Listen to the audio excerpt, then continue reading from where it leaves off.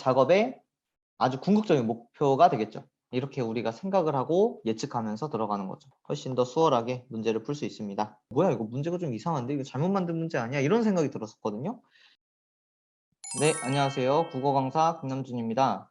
오늘은 지난 2023학년도 6월 모의평가 인문지문 가지문에 이어서 나지문을 해설하도록 할 건데요.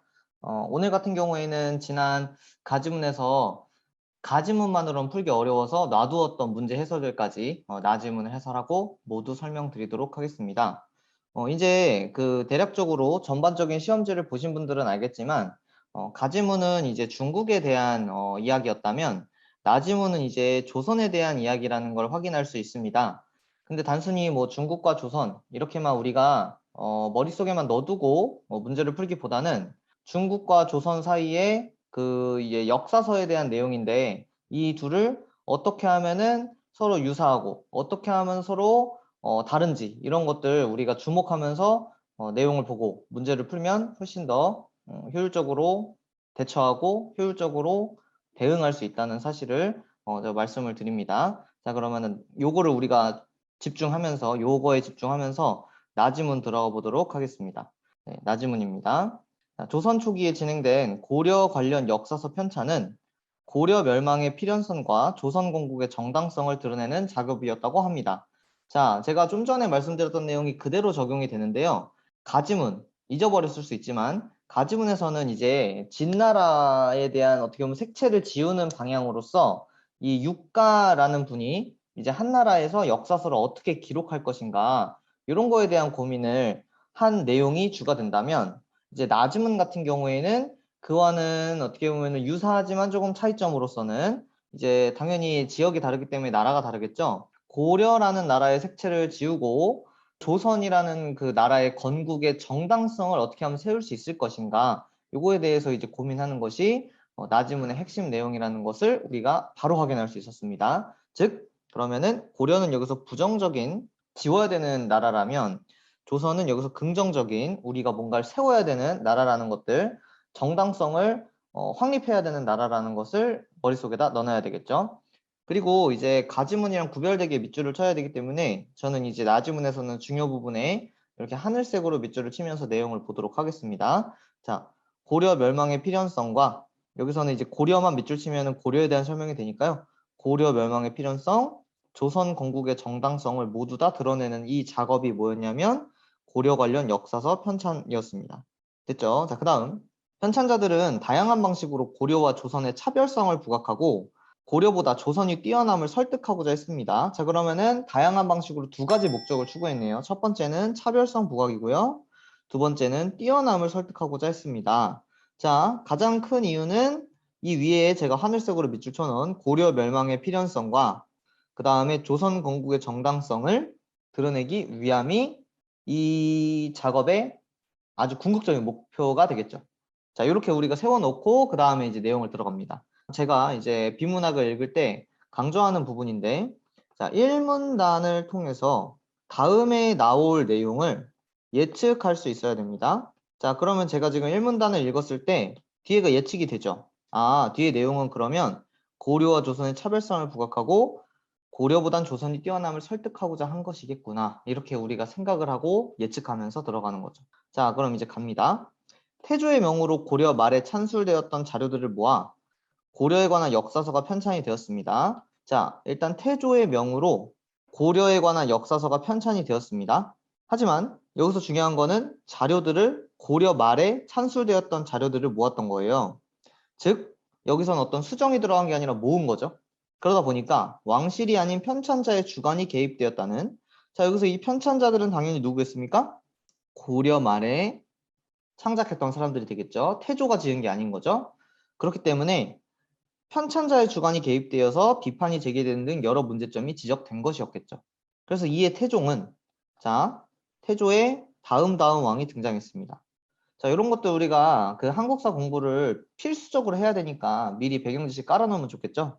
자, 그래서 보면, 자, 조선의 1대 왕은 태조입니다. 그리고 2대 왕은 정종이고요. 그 다음에 3대 왕은 태종, 4대 왕은 아주 유명한 왕이죠. 세종이고요. 5대 왕은 문종입니다. 자, 여기까지만 할게요. 왜냐하면은 우리가 이 나지문을 읽다 보면은 이 문종 왕까지 이름이 나오거든요. 그렇기 때문에 이 5명의 순서 정도까지는 배경 지식으로 알아두면 문제 풀 때 훨씬 수월하지 않을까 싶어서 정리해봤습니다. 자, 계속. 그래서 고려의 역사서를 다시 만들라는 명을 내렸습니다. 자, 그럼 이 다시 만드는 역사서는 당연히 편찬자의 주관이 개입되지 않은 것들로, 즉 조선의 시각에서 만드는 것을 의미하겠죠. 이거를 이제 제가 태조와 태종의 차이점으로 이제 강조하면서 보통 이런 식으로 글이 서술된다고 설명하는데요. 앞선 내용에 한계가 등장하고요. 그 한계를 보완한 그 밑에 있는 내용이 나오잖아요. 이걸 보완한 그러면은 반드시 이 한계와 그 한계를 보완한 이 둘 사이의 관계는 이 두 개념의 차이점이 되는 겁니다. 즉 차이점은 문제에서 잘 활용되는 부분이라는 것을 가정하면 이 한계 부분에 예를 들면 주목하거나 또는 밑줄 치는 것, 그리고 그 한계를 극복하는 것, 너무나 중요한 글읽기 방식이 되는 거죠. 자, 그 다음 가보겠습니다. 이후 고려의 용어들을 그대로 실천하는 주장과 유교적 사대주의에 따른 명분에 맞춰 고쳐 쓰다는 주장. 자, 여기서 이제 두 가지 주장이 서로 대립되고 있네요. 자, 어떤 주장과 그대로 싫다는 주장과 vs 그 다음에 사대주의에 따라서 고쳐 쓰다는 주장이 맞서서 결국에는 세종 때까지도 논란이 계속됐습니다. 자, 제가 여기다가 이제 밑줄 친 이유는 뭘까요? 결국 역사서가 세종 때까지도 편찬이 안 됐다는 거죠. 계속 논란을 어떻게 보면 가지고 있었다는 거죠. 그리고 문종이 나옵니다. 아, 요 표시 빼먹었네요. 문종 때에 이르러 고려사 편찬이 완성됐습니다. 아, 이때 드디어 완성됐습니다.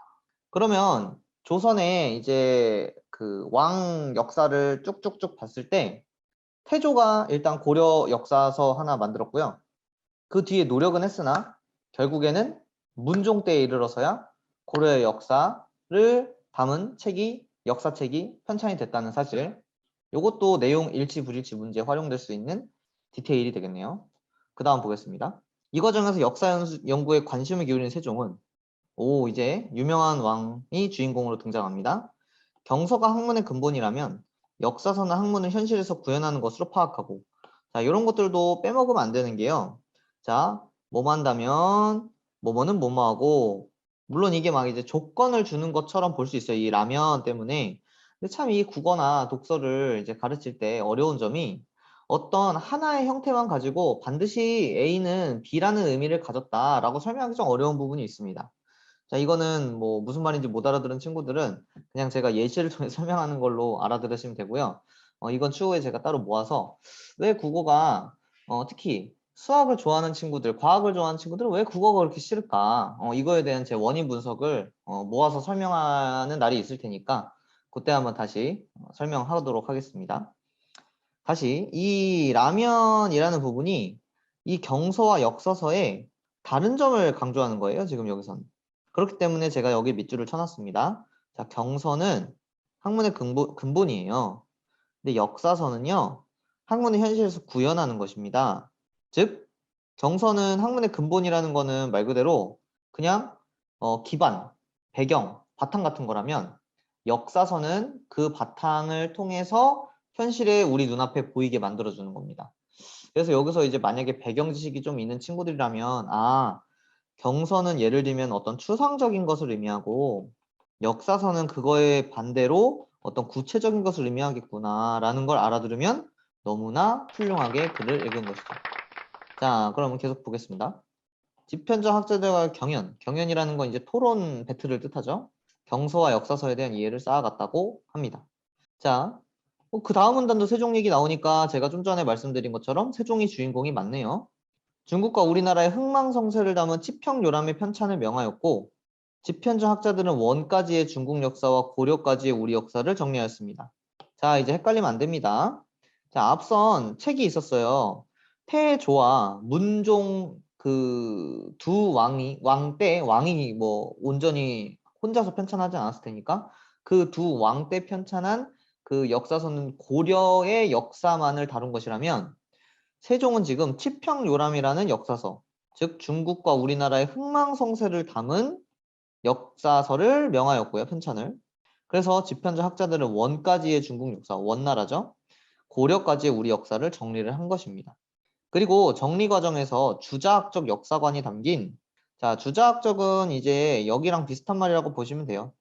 유교적 사대주의와 주자학적은 유사한 의미를 가지고 있습니다. 유교적 사대주의요. 물론 동일한 건 아니지만 우리 독서 기준에서는 이 정도의 배경 지식으로 연결 지어도 큰 문제는 없습니다. 자치 통감 강목에 따라 역대 국가를 정통과 비정통으로 구분을 했습니다. 자, 자치 통감 강목이라는 책에 따라서 정통과 비정통으로 요걸 따라 했는데요. 제가 그랬죠. 형식이 중요하다고요. 그래서 했지만 그러면은 그렇지 않은 것도 있네요. 편찬 형식 측면에서는 강목체를 따르지 않았다고 합니다. 편찬 형식은 자치 통감 강목을 따르지 않았습니다. 또한 올바른 정치의 여부에 따라 국가의 운명이 다하고 천명이 옮겨간다는 내용을 드러내고자 기존 역사서와 달리 이런 거 달리 중요하네요. 달리라는 건 차별점이라는 거죠. 문제에 활용될 수 있고 국가 간 전쟁과 외교 문제, 국가 말기의 혼란과 세국가 초기의 혼란 수습 등을 부각을 하였습니다. 자, 이게 뭐랑 연결된다고요? 여기에 올바른 정치 여부에 따라서 천명이 옮겨간다는 것이 바로 지금 제가 하늘색으로 밑줄친 이 내용이 되겠습니다. 네, 자 이제 벌써 마지막 문단. 이러한 편찬 방식은 국가의 흥망성쇠를 거울 삼아 국가를 잘 운영하겠다는 목적 이외에, 자 그럼 일단 첫 번째 목적이 나왔습니다. 국가를 잘 운영하겠다는 것. 그 다음 두 번째, 새 국가의 토대를 마련하려는 의도. 이렇게 두 가지 의도가 치평요람에 들어있네요. 근데 이제 중요한 것은 여기서 그냥 그렇구나 하고 넘어가는 게 아니라 좀 전에 우리가 봤을 때 1문단에서 조선이 더 뛰어남을 설득하고자 했다라는 게 1문단에 나와 있었잖아요. 기가 막히게 여기에 지금 들어있구나 라는 걸 알아두시면 좋은 거예요. 제가 언젠가 한번 말씀드렸던 것처럼 물론 시험장에서 이게 가능하지는 않을 겁니다. 쉽지 않아요. 그럼에도 불구하고 이 연습을 계속하는 이유는 이렇게 우리가 독서 지문을 읽을 때 소위 밀도 있고 세부적으로 읽다 보면 실제 시험을 볼 때도 자잘자잘한 내용을 빠뜨리지 않을 수 있다는 장점이 있습니다. 그래서 제가 많은 친구들이 과거에도 이런 방식으로 수업을 했을 때 선생님 이건 실전에 불가능해요 라는 얘기를 저한테 자꾸 반박으로 줘서 저도 그거의 질세라 아니 가능한데 라는 걸 보여주기 위해서 매해 수능을 보고 있거든요. 그렇기 때문에 이 내용이 실제로 시험에 100% 반영되진 않는다고 치더라도 계속해서 실제 수능에서 하는 것이라고 생각하라고 연습할 때 요거 보면 앞부분에 내용이 있었지 이렇게 떠올리는 연습 해주시면 좋을 것 같아요. 자, 그 다음 가보겠습니다. 이런 의도가 집중적으로 반영된 곳은 치평요람의 국조 부분이었대요. 이 부분에서 편찬자들은 유교적 시각에서 고려 정치를 바라보며 불교 사상의 폐단을 비롯한 문제점들을 다각도로 드러냈다고 했습니다. 자, 이거를 왜 했느냐? 잊어버리면 안 돼요. 세국가의 토대 마련, 세국가의 토대 마련. 자, 이를 통해 유교적 사회로의 변화를 주장하였습니다. 자, 그러면 어때요? 불교에서 유교로 변화했죠. 근데 앞서서 뭐라 그랬죠? 지금 올바른 정치의 여부에 따라 천명이 옮겨간다라는 내용 그 위에 나왔었잖아요. 그러면 이 내용이 여기서 있는 건가? 천명이 고려에서 조선으로 이동했네요. 이렇게 정리가 되겠죠. 자, 그 다음 이성계의 능력과 업적을 담긴 했어요. 어디에요? 치평요람에요. 근데 이것이 조선 건국을 정당화하기엔 불충분했고요.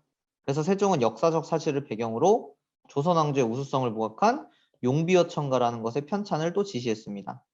요거는 이제 우리 고등학교 1학년 때 중세국어 시험 범위에 들어간 친구들 원문 배우기도 하는데요. 그때는 이제 문학 작품으로 배우는 게 아니라 문법 내용으로 배우는 내용입니다. 물론 정말 싫죠. 네, 그래서 용비어천가의 편찬을 지시했고요. 이는 조선 왕조의 우수성과 정통성을 경전과 역사의 다양한 근거를 통해서 보여주고자 한 것이라고 하면서 내용이 마무리가 됩니다. 지금 이것도 하나하나 연결 지으려면 충분히 연결이 되지만 문제를 풀기에는 너무 투머치한 내용이 있을 것 같아서 이 정도만 깔끔하게 정리하고 여러분들이 영상을 보고 이해했을 것이라고 생각하면서 그 다음 내용으로 넘어가도록 하겠습니다. 자, 4번입니다. 자, 가와나 차이점을 중심으로 차이점 그대로 나왔죠? 자, 늘 제가 강조하는 것처럼 비교와 대조 문제는 자주 나오고 하지만 4번 문제는요. 서술상 특징 문제입니다. 서술상 특징. 글의 흐름이 어떻게 진행이 되는가? 근데 이제 글의 흐름이 어떻게 진행되는가를 알려면 좀 어려울 수 있지만 문단 간의 관계를 잘 파악하고 있으면 훨씬 더 수월하게 문제를 풀 수 있습니다. 답은 1번이 되겠습니다. 가는 한에서, 나는 조선에서. 제가 아까 말씀드렸죠? 가와 나는 결국에는 진나라에서 한나라로 교체되는 것, 고려에서 조선으로 교체되는 것, 이런 형태적인 공통점이 존재한다라고 말씀드렸는데 그대로 반영되어 있고요. 그래서 시대와 사상이 책에 반영된 양상을 비교하며 읽는다. 그럴듯해서 1번이 답이 됩니다. 근데 답인 선지가 1번에 있을 뿐만 아니라 솔직히 말하면 굉장히 추상적인 내용입니다. 그러니까 정말 정답이야? 이렇게 생각이 드는 게 아니라 틀리다고 보기 애매한데? 이런 느낌으로 아마 세모를 쳤을 학생들이 많을 거예요. 그렇기 때문에 이런 경우에는 반드시 그 뒤에 있는 친구들 다 보고 넘어가야 되는 게 우리가 문제를 풀 때 하나의 정석이니까 한번 차근차근 봐봅시다. 자, 2번부터 가볼게요. 2번 선지. 자, 피지배 계층 벌써 틀렸습니다. 지배를 받는 계층이라는 건데 지배를 받지 않죠. 지배를 하는 계층이, 그러니까 유교 사대를 하는, 뭐라고 표현될까? 여기는 가는 그 중국 사람이니까 귀족 계층이 창작했다는 거 대략적으로 알 수 있고요. 자, 그다음 3번에 가는 동일한 시대에 나는 서로 다른 시대에 쓰인 책들을 설명하고 있으니 시대에 따른 창작 환경. 자, 이게 약간 추상적입니다. 이 시대라는 말이 뭘까? 근데 이제 이 시대라는 거는 뭐 굳이 설명하면 뭐 고려 시대와 뭐 조선 시대 이렇게 추론할 수 있는데, 자, 나에 나오는 이 모든 글들은 다 조선 시대에 쓰인 글들을 의미하기 때문에요. 서로 다른 시대가 틀려서 3번도 땡. 자, 4번. 가는 학문적 성격에 나는 실용적. 자, 실용적이라는 거 쓸모 있다는 건데 나가 쓸모 있다는 내용을 다루는 거 없었습니다. 그 다음 5번. 가는 국가 주도로 나는 개인 주도로. 아니죠. 왕이 만들었죠. 또는 왕의 지편적 학자들이 만들었기 때문에 5번도 틀려서 그럼 1번이 답이 되는구나. 이렇게 가주시면은 실제 6월 모고에서 잘 풀었다라고 볼 수 있을 것 같아요. 자, 그 다음으로 가보겠습니다. 네, 5번입니다. 자, 5번 문제 같은 경우에는 제가 앞서 나지문에서 이제 강조했던 내용이 그대로 답이 됩니다. 일단 답이 되는 걸 먼저 체크를 할게요. 답은 3번이 되겠고요. 자, 3번이 답인 이유는 치평요람은 자치통감 강목의 편찬 형식에 따라 역대 국가를 정통과 비정통으로 구분했다 되어 있는데 여기가 중요한 파트였어요. 편찬 형식에 따라. 자, 자치통감 강목의 편찬 형식은 강목체입니다. 강목체. 자, 앞선 그 분석에 나와 있었죠. 여기에 편찬 형식 측면에서는 강목체라고 나와 있었죠. 하지만 그걸 따르지 않았다라고 되어 있으니까 5번에는 3번이 답이 된다. 따르지 않았다. 영상이 너무 길어질 수 있기 때문에 여기에서 이제 5번, 그 다음에 7번, 8번, 9번은 답만 빠르게 설명하고 넘어가도록 하겠습니다. 만약에 시간이 조금 허락이 되면은 8번은 좀 다 설명을 해보도록 할 텐데 만약에 안 되면 보기만이라도 설명을 할게요. 자, 그 다음 7번 가보겠습니다. 근데 결국 7번은 그 보기에 있는 기역, 니은, 디귿을 다 설명해야 되기 때문에 자, 그럼 보도록 합시다. 자, 유가와 지편준 학자들이 공통적으로 드러내고자 한 것이 무엇이냐 이렇게 물었고요. 자, 일단 기억부터 보겠습니다. 옛 국가의 역사를 거울 삼아 새 국가를 안정적으로 통치하도록 한다. 자, 이 거울 삼아라는 말이 무엇이냐? 거울 삼아라는 말은 어디 나왔었냐면요. 여기 나왔습니다. 그 나지문에 흥망성쇠를 거울 삼아 국가를 잘 운영하겠다는 목적 이렇게 나와 있거든요. 그러면 나지문은 확실히 맞죠. 근데 가지문이 거울 삼아가 맞냐? 자, 여기서는 이제 이렇게 봐야 되겠죠. 여기 보면은 뭐 지배 세력의 태도를 극복하고 그 다음에 뭐 단명 원인을 분석하고 이건 지난 영상에서 다 설명했습니다. 그렇기 때문에 진의 사상 통제와 관련된 것들을 문제점을 지적하고 이제 한나라 때는 이거를 보완하기 위한 내용들을 쭉 설명한 거기 때문에 그러면은 결국에는 가 지문의 내용도 거울 삼아서 문제점을 해결하고자 한 것이라는 것 동일하게 알 수 있어서 기억은 둘 다 적절입니다. 자, 그러면 여기서 옛 국가는 가지문에선 진나라, 나지문에선 고려가 되겠고요. 자, 그 다음에 니은입니다. 옛 국가의 멸망 원인은 잘못된 정치 운영에 있지 않고 새 국가로 천명이 옮겨온 것 돼 있는데 자, 제가 천명이라는 말은 여기서 적어놨었죠. 자, 천명이 이동하게 된 원인을 보세요. 자, 천명은 여기 위에 설명에 나지문의 위에 설명에 나와 있었습니다. 올바른 정치 여부에 따라 국가의 운명이 다하고 천명이 옮겨간다. 즉 올바른 정치를 하지 않으면 천명이 옮겨간다라는 내용으로 얘기를 하고 있기 때문에 자, 여기서 니은을 다시 보시면 자, 잘못된 정치 운영이 있지 않고 여기가 틀린 거죠. 이 부분이 틀렸기 때문에 이거는 가나 지문 모두 해당이 안 됩니다. 왜요? 가나 지문 모두 잘못된 정치 운영이 문제라고 본 것이거든요. 그래서 니은은 가나 지문 모두 해당이 안 됩니다. 그러면은 딱 넘어가고 자, 1, 4번을 고민하신 친구들 굉장히 많을 거예요. 자, 근데 왜 그러면은 디귿은 안 되고 1번이 답이 되느냐? 자, 디귿 보겠습니다. 옛 국가에서 드러난 사상적 공백을 채우기 위해 새 국가의 군주는 유교에 따라 통치하도록 한다. 자, 여기서는요. 이 앞문장이 틀렸습니다. 사상적 공백이요. 자, 무슨 말씀이냐면 자, 일단 가지문부터 볼게요. 가지문은 일단 옛나라가 진나라입니다. 근데 진나라 같은 경우에는 여기 보시면 사상 통제라는 말은 나왔습니다. 하지만 어쨌든 이 진도 힘의 지배를 숭상, 즉 어떻게 보면은 종교처럼 믿고 떠받들어 올려지는 거거든요. 그렇다면 과연 사상이 없었느냐라고 딱 확인해서 보기 어렵습니다. 굳이 설명하자면 사상 통제가 어떻게 보면 이 나라의 사상이라고 볼 수도 있는 거죠. 그러니까 여기서는 가지문에서 일단은 틀렸고요. 사상의 공백이 알맞지 않고요. 나지문에서는 이미 나왔어요. 고려시대에는 불교의 폐단이라는 말 나왔으니까 불교가 이미 사상이 되어 있고 그러면은 공백이 아니라는 사실을 우리가 알 수 있어서 디귿이 아니고 1번이 답이 된다는 사실을 이해하시면 되겠습니다. 자, 그 다음입니다. 요 8번 지문이 이제 문제가 좀 의미심장한 문제였는데요. 왜 그런 8번 문제가 좀 의미심장하고 중요했느냐?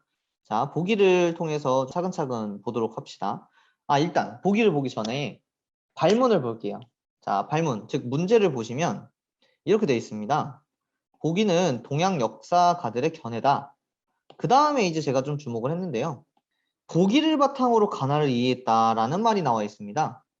자, 무슨 말이냐면 결국에는 가와나 본문은 이 보기를 기준으로 보라는 거죠. 우리가 기존에 알고 있는 지문 보는 방식이랑 조금 다르다고 느낌이 든다면 그건 저와 같은 느낌을 받으신 겁니다. 기존에는 가와 나 지문을 중심으로 보기를 보라 이런 문제가 썼다면 지금 현재 이 문제는 보기를 중심으로 가나 지문을 봐라 이렇게 나온 거거든요. 오, 굉장히 의미심장한데? 그래서 처음에 저는 문제 풀 때 뭐야 이거 문제가 좀 이상한데? 이거 잘못 만든 문제 아니야? 이런 생각이 들었었거든요. 근데 이게 차근차근 풀다 보니까 오, 나름대로 일리가 있어. 그럴 법해. 이런 생각이 들더라고요. 그래서 보기를 바탕으로 가나 지문을 본다는 이런 형식도 새로운 하나의 형식으로 문제에 출제될 수 있다는 점에 주목하면서 내용을 보도록 하겠습니다. 결국 보기 지문을 봐야 되겠네요. 자, 대부분 옛일의 성패를 논하기 좋아하고 그 일의 진위를 자세히 살피지 않습니다. 하지만 자, 여기 기억에 있는 역사가는 이 진위를 분명히 한 후에야 성패가 어긋나지 않을 수 있다라고 얘기를 하기 때문에 이게 이제 선행 조건이 되고요. 이 선행 조건이 참이 되어야 선행 조건이 이제 성취가 되어야 이 후행 조건이 성취가 되는 것입니다. 그래서 이는 역사서술의 근원인 자료를 바로잡고 깨끗이 한다라는 것이 진위를 분명히 한다라는 것과 연결된다는 것을 이 동양 역사가가 말하고 있습니다. 다시 진위를 분명히 한다는 것은 자료를 바로잡고 깨끗이 한다는 거죠. 분명히 함. 여기서 이제 진위라는 말을 못 알아들으시니까 진위는 이제 사실과 거짓이죠. 그러니까 요즘 말로 바꾸면 정말 팩트가 뭔지를 확인한다는 겁니다. 그래야 그 일의 성공과 실패가 어긋나지 않을 수 있다는 거죠. 자, 이걸 읽고 무언가가 딱 떠오르면 좋은데요. 보통 이 같은 경우에는 이제 뭐 자료를 수집할 때 그 자료에 대한 사실 여부를 잘 확인해라. 뭐 이 정도라서 가나 지문을 적용하기가 좀 애매하지 않나 이런 생각이 좀 들었었어요. 자, 그 다음 가볼게요. 고금의 흥망은 자, 예전과 지금의 흥하고 망하는 것은 현실의 객관적 형세인 시세의 흐름에 따르는 것이며 자, 흥망은요. 시세의 흐름에 따른다고 했습니다. 그리고 사림의 재주와 덕행으로 말미암은 것은 아니었다고 했습니다. 그러면 그 다음 줄은 밑줄 칠 필요가 없죠. 그러므로 천하의 일은 시세가 제일 중요하고요. 행복과 불행이 다음이며 옳고 그름의 구분은 마지막이라고 나와 있습니다. 선생님 마지막으로 했는데 왜 거긴 밑줄 치시나요? 자, 옳고 그름의 구분은 여기 이 위에 나와 있는 사실 여부 확인과 연결되는 거 보이십니까? 네, 이건 진위를 분명히 하는 거예요. 근데 지금 니은에 있는 역사가는 진위를 분명히 하는 것은 가장 나중이래요. 그러면은 기억이랑 니은의 역사가 서로 반대될 수 있다는 사실을 우리가 알고 계속해서 읽어 나가야겠네요. 자, 그 대신에 여기 이 시세의 흐름이라는 게 본문에 적용할 만한 내용이 있었습니다. 자, 나라가 흥하고 망하는 것은 어떤 것에 옮겨간다라고 나지문에 나왔었죠. 뭐였었죠? 올바른 정치 여부에 따라 국가의 운명이 1000명이 옮겨간다는 내용으로 드러내고자 했습니다. 즉, 국가가 흥하고 망하는 것이 시세의 흐름에 따르는데 1000명이 옮겨가는 것이 바로 국가가 흥하고 망하는 것을 설명하는 어떤 하나의 방법이 되는 거잖아요. 나지문에선. 그렇다면 나지문 기준으로 적용하자면 시세의 흐름은 1000명에 적용될 가능성이 높겠구나라는 걸 우리가 생각해 보면 좋을 것 같네요. 자, 그다음 마지막 디귿입니다. 도의 본체는 경서에 있지만 그것의 큰 쓰임은 역사서에 담겨 있다. 경서와 역사서 내용이 나왔고요.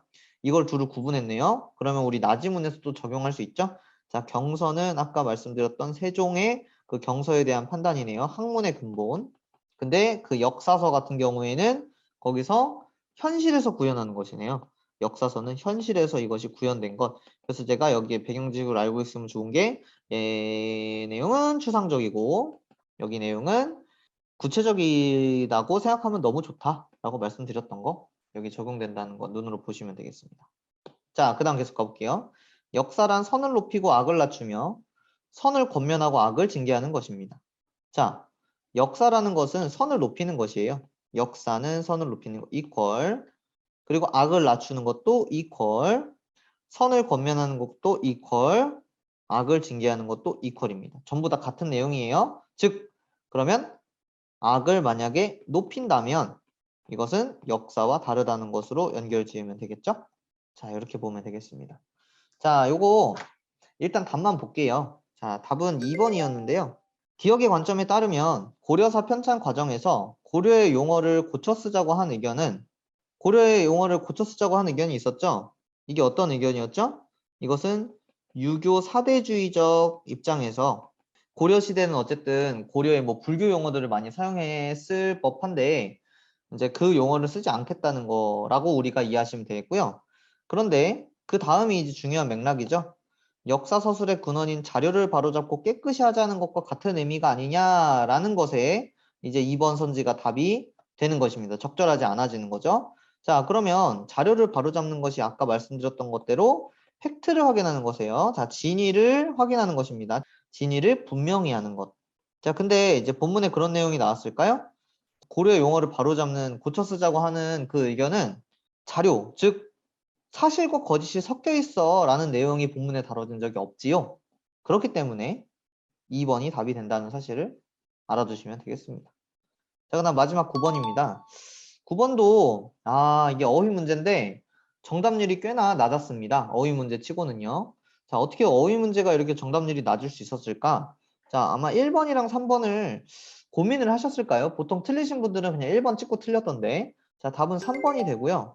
자, 3번에는 이제 믿던 앞에 뭐가 들어가냐면은 힘의 지배입니다. 자, 적어볼게요. 그리고 이제 꾀했다 앞에는요. 사상통제를 이렇게 되는 거거든요. 자, 어떻습니까? 사상통제를 꾀했다. 뭔가 꾀를 부렸나? 뭐 이런 생각을 하시면 안 돼요. 자, 이 같은 경우는 이제 뭐 세모 치시면 잘했습니다. 근데 이제 3번이 그러면 왜 답이냐? 자, 힘의 지배를 믿던 이라기에는 이 숭상하다라는 단어의 뜻이 그냥 단순히 지배를 믿는 수준이 아닌 거예요. 뭐 굳이 한자를 알았다면 이 상이라는 글자가 의미심장하다는 걸 알았으면 더 좋았겠지만 뭐 그렇지 않고 그냥 한자를 몰랐더라도 숭상은 보통 굳이 문맥적으로 따졌을 때 뭐 종교라든지 뭐 신이라든지 아니면 뭐 존경하는 어떤 인물이라든지 아니면 어떤 사상이라든지 이런 것들이 앞에 올 때 숭상하다라는 말을 쓰게 됩니다.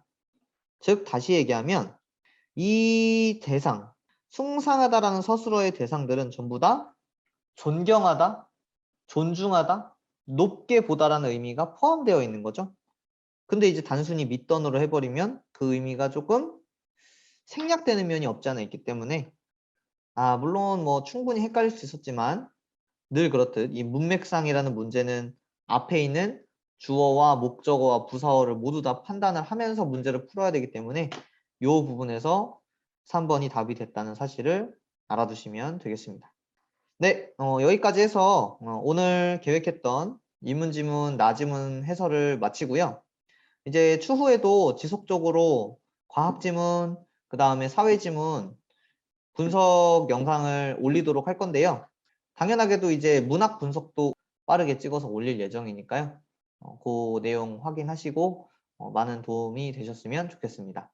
네, 오늘 영상은 여기까지고요. 시청해주셔서 감사합니다.